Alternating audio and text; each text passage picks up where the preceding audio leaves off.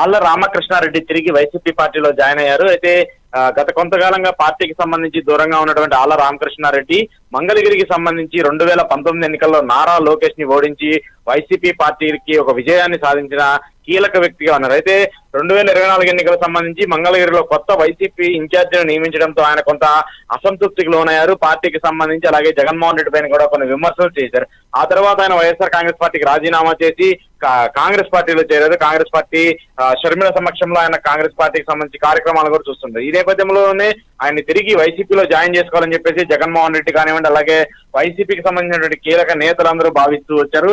దానికి సంబంధించి విజయసాయి రెడ్డి ఇప్పటికే ఆర్కేతో మంతనాలు జరిపి వైసీపీ పార్టీలో జాయిన్ చేయించాలని చెప్పేసి కూడా నిర్ణయించుకున్నారు. అయితే ఇప్పటికే ఆయన ఏదైతే వైసీపీ ఎంపీ అయోధ్య రామిరెడ్డితో కలిసి ఆయన తాడేపల్లి క్యాంప్ ఆఫీస్కి వెళ్లారు. తాడేపల్లి క్యాంప్ ఆఫీస్ లో జగన్మోహన్ రెడ్డితో సమావేశమైన తర్వాత మంగళగిరి గెలుపు బాధ్యతలను ఆళ్ల రామకృష్ణారెడ్డికి అప్పగించారు జగన్మోహన్ రెడ్డి. ఖచ్చితంగా పార్టీని మళ్ళీ తిరిగి అధికారంలోకి వస్తుంది, ఖచ్చితంగా తమకు సరైన గౌరవం పార్టీలో ఉంటుందని చెప్పేసి కూడా ఆర్కేకు జగన్ మాట ఇచ్చినట్టు తెలుస్తుంది.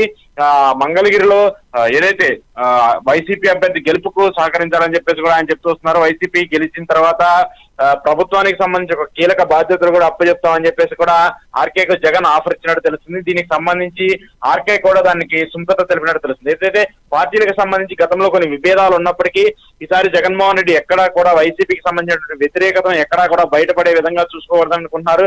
వైసీపీ కానివ్వండి, అలాగే టీడీపీ జనసేనలో ఉన్నటువంటి అసంతృప్తులను కూడా వైసీపీ పార్టీలో జాయిన్ చేసుకోవాలని చెప్పేసి కూడా ఆయన భావిస్తూ వస్తున్నారు. ఇలాంటి నేపథ్యంలో తిరిగి ఆళ్ల రామకృష్ణారెడ్డి వైసీపీలో జాయిన్ అవడంతో మంగళగిరిలో వైసీపీకి మళ్ళీ కొంత బూస్ట్ వచ్చినట్టు తెలుస్తుంది. మంగళగిరి వైసీపీలో గెలిచేందుకు ఎక్కువ అవకాశాలు ఉంటాయంటూ కూడా అర్థమవుతుంది. సో మళ్ళీ ఆర్కే తిరిగి వైసీపీలో చేరడంతో కొంత నారా లోకేష్ ఏదైతే గెలుపుకు కొంత గండిపడే అవకాశం కూడా ఉంటుందని తెలుసు. ఎందుకంటే ఆర్కే గత 2 సార్లు ఎమ్మెల్యేగా మంగళగిరిలో ఉన్నారు. మంగళగిరి ప్రజలకు కూడా చాలా దిక్కుడు అయినటువంటి వ్యక్తి కాబట్టి ఈసారి ఆయన గెలిచేందుకు కూడా ఎక్కువ అవకాశాలు ఉంటాయి. వైసీపీ అభ్యర్థిని గెలిపించడంలో ఆయన పాత్ర కీలకంగా ఉంటుందనేది మాత్రం ఖచ్చితంగా చెప్పొచ్చు.